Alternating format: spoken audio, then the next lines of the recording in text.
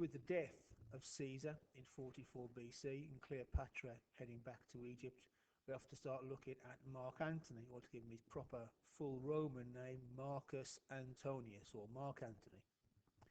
Going to recall the details of the life and background of this Roman aristocrat. He's no poor boy made good, he's born posh. I understand his rise to power. Antony, that's his name. Patrician, and he's part of the ruling class, patrician, and also he's from a plebeian family. Senatorial, from a senatorial family. His family are leaders of Rome, have been for many, many generations. Competition, debts, money you owe, booty, stuff you steal in a war. Gaul, that means France. Conspirators, Octavian, Lepidus, Second Triumvirate. These words will come more obvious as we go on. So, the Antony. This is a family. This is a very, very ancient Roman family who've led Rome, who have been senators in Rome for many, many generations. Mark Antony's father and grandfather were senators, they were leaders of Rome, they were consuls, they led armies. They're a big deal, old family. Mark's early life, he's born in 83 BC and lives your typical Roman aristocratic childhood.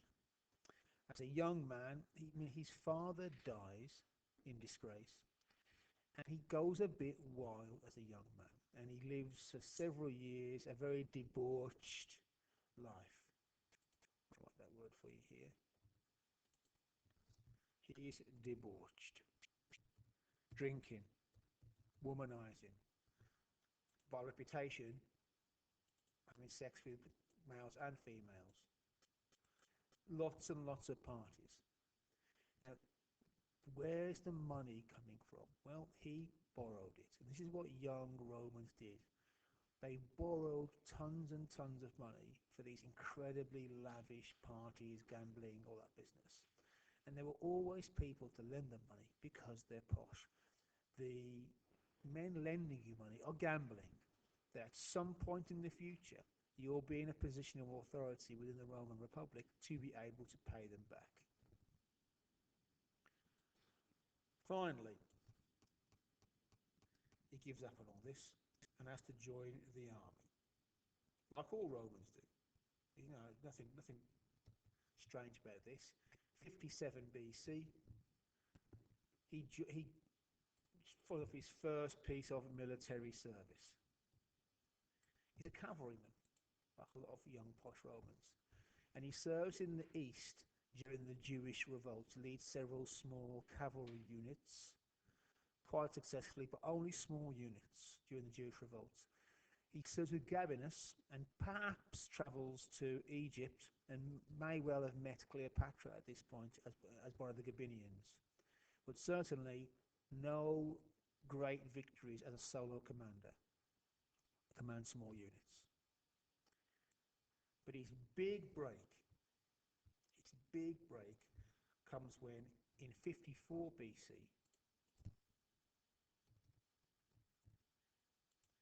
he joins Julius Caesar.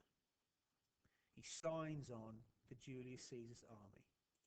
As a bit of a desperate throw on his part, lots of people don't think Julius Caesar is going to win the competitions within Rome, but Antony ends up signing up with him, ends up being in Gaul with him, possibly serves at the huge super siege at Alesia, and essentially rises through the ranks of Julius Caesar's army, makes his money back. The huge amounts of booty and for the conquest of Gaul was incredibly lucrative, and especially for people like Mark Antony. Caesar was very generous with the people who supported him. And he was able to pay back his debts, or at least most of them, and make a name for himself by being, basically he backed the right horse. He joined in with Julius Caesar. Of course, 44 BC, Caesar is assassinated. Mark Antony at first seems to not know what to do. It suspects he'll be next. But the conspirators don't seem to have had much of a plan for what to do after they've murdered Caesar. So after a bit of jockeying, to and froing, Antony, who is the most senior living commander within Caesar's army, grabs control of most of the army, and grabs control of Rome. And he does it with two other guys, Lepidus, who we don't really talk about much, and he joins up with Octavian. Octavian is,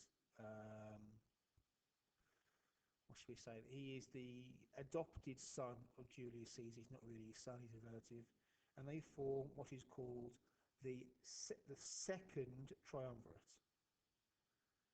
Yeah. And they rule the Roman Republic between the three of them. Though not as kings, they're the triumvirs. They have military power and rule well between them.